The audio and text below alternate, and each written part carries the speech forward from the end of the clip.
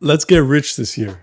But first, let's agree on what rich is. Because to me, you need to have money in the bank and you also need to be able to spend money and kind of like enjoy your life. So if you have a bunch of money, but you don't have enough where you feel comfortable to spend, to me, you're not rich. If you're just spending and you got nothing in the bank, still not rich. So here are the 5 things that you need to stop doing immediately if you want to get rich very soon.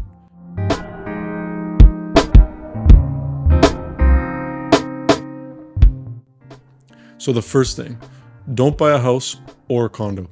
Okay, that's like one of the worst things that you can do. And it's kind of what set me apart from my friends immediately, where people just got excited they wanted to move out and immediately they just spent like 100K or whatever on a down payment, which I then instead put into stocks and investments and obviously made money with. So that's something that I highly recommend you don't do. I recommend instead renting. You're not throwing away money.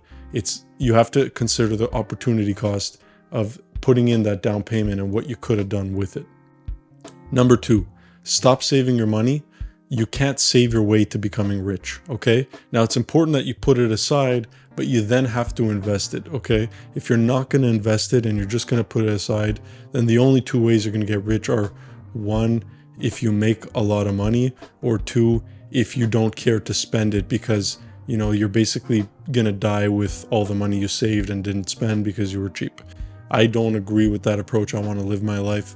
So I highly suggest you put aside money and you invest it as heavily as you can. Always keep a little bit of cash on hand in case opportunities arise, but definitely keep it to the side with intentions of investing. Number 3, I suggest you heavily limit your time that you spend with friends or family that don't motivate you or potentially even negatively impact your life. Okay, so I'm talking about the ones who tell you to chill when you're actually working hard, or when you go to the gym and they say, don't push yourself too hard. Those are people who, they're not going to motivate you to take that next step. You might be like, yeah, maybe I should chill. You don't want doubt, okay? You want to be surrounding yourself with people who push you and impact you in a positive way. Number 4, choose your partner wisely. Now, this is one of the most important ones because this is the person who you're going to be making all your biggest decisions with. So like, for example, my first one where I said, don't buy a condo or a house. If your girlfriend forces you to buy a condo or a house, I mean, good luck getting rich if all your decisions are being, done by your partner.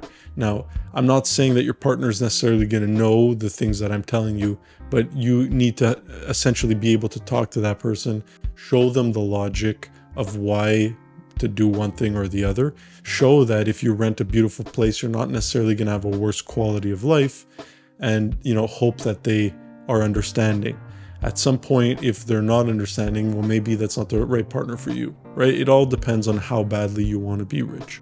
But you just need to keep in mind that, don't end up 30 or 40 or 50 years old being like, oh, life's not fair, I never got rich. Well, you now know that your choice of partner is definitely going to impact. So don't just be stupid with it.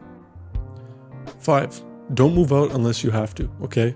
That's one of the biggest expenses you have your whole life, but particularly when you're young and your income isn't that high, it's a large percentage of your income. So if you have to move out, I highly suggest you get a roommate.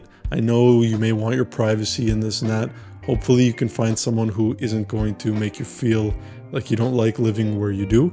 In that case, I would suggest not doing it, but I'm sure there's someone out there you can find that's chill, that maybe is a good influence on your life as well, and just helps you get that bill down so you can save and essentially invest more.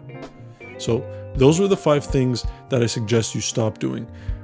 If you like this video, please subscribe, as the next video I'm going to do is in relation to the things that you got to start doing in order to kill it in 2023 and beyond. So thank you guys. Have a good one.